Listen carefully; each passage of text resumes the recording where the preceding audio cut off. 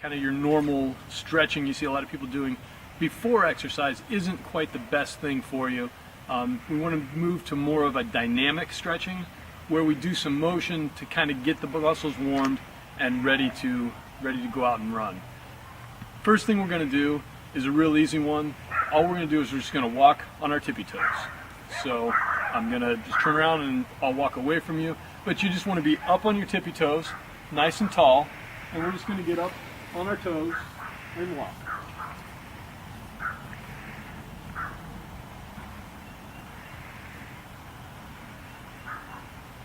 So we want to stay high on our toes on that and go maybe 10, 15, 20 yards.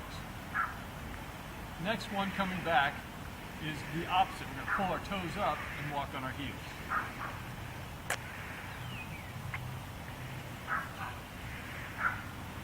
What this does, strengthens your shins a little bit along the way, maybe help prevent some shin splints, but it just works those muscles on the front of your legs. The next thing we're going to do is just high knees.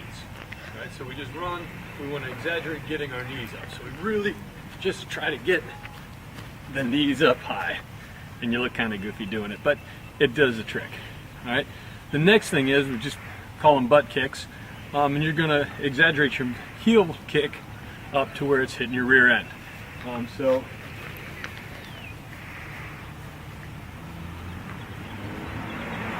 something along those lines. Finally, we'll do a little bit of karaoke. So it's just crossover back, and we really want to bring that leg up and around. It brings back bad memories of gym class. Face the same direction. Go back the other way. Good.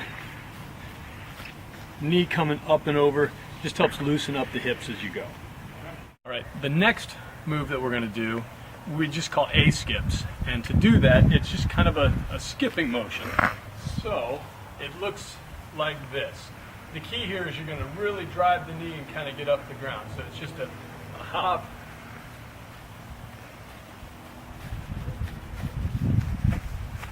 And that's pretty much all there is to that one. Again, the purpose of all of these is just to dynamically warm up our bodies, get ready for some different motions. And let's come on over here and I'll show you one more thing we can do. And really, there's any type of movement is good. You come on up a little bit. And these are just leg swings. So you just need something to hold on to so you don't fall down. And basically, just kind of a gentle swing the leg forward. I always kind of reach out to the toes, so I just get my arm moving. But swing, and as you get a little looser, you can go a little higher each time. But just a back and forth swing. You do that with both legs.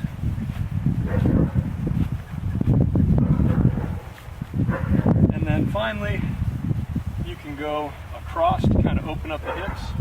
So that's more just a over and back and forth in front.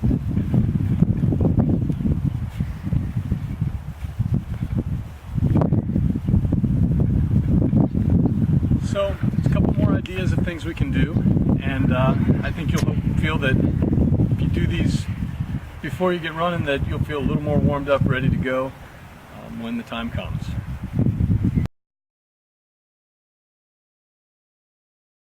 The next thing we're going to work on are some exercises that help strengthen what we call the core, kind of this central area of your body that really, its job is to stabilize you as you go through any activity.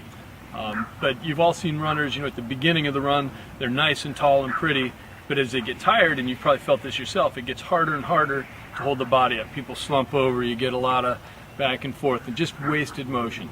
The stronger our core is, the stronger we can stay tall and keep moving. So just a couple of very simple exercises we can do to work on our core.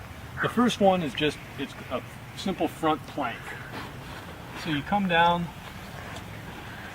start on the ground, and be on your elbows, and you're basically going to be elbows and toes, and you're just going to lift yourself up into a plank.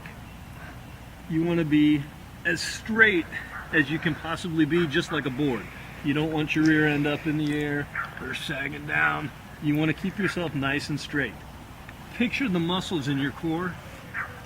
Picture a rope tied to your belly button, and try to pull it through the back. You'll be able to feel that all engage through there when you do that.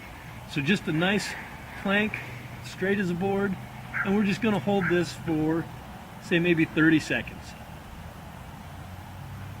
The next thing you can do after that one is what's called a side plank. For a side plank, we do the same thing, we just on our side, and now we're going to come up, and again, we want that straight as a board. Try not to sag, try not to hip up.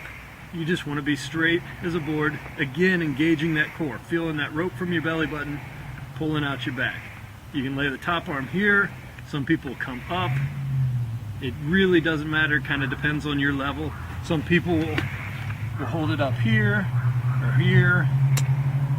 Really kind of your choices on that, but you'll feel it starting to work through here. Again, hold it about 30 seconds. And then finally, we just do basically side plank on the other side. Straight as a board, engage the core, all sorts of variations you can do with that. So those are a couple things, along with just regular sit-ups that we can do. You know, for a sit-up, you can slightly bend your knees, hands behind the ears. You don't want to grab your head and pull, but just a nice easy sit-up. Again, don't grab a hold and yank your neck, but just sit-ups also help that core. One final thing that gets kind of some arms and shoulders and chest workout is just a push-up. Again, it's almost like that plank, straight as a board, engage the core, and then just do some push-ups. If you have trouble with that, you can go down on your knees, kind of work your way into them. But it doesn't take very much, and you'll feel that work there. The big thing with that, with all these exercises, as your body gets tired, you'll have a larger set of muscles that's helping keep you straight, keep you from wasting a lot of motion, make you a much more efficient runner. So go out there and have a good run.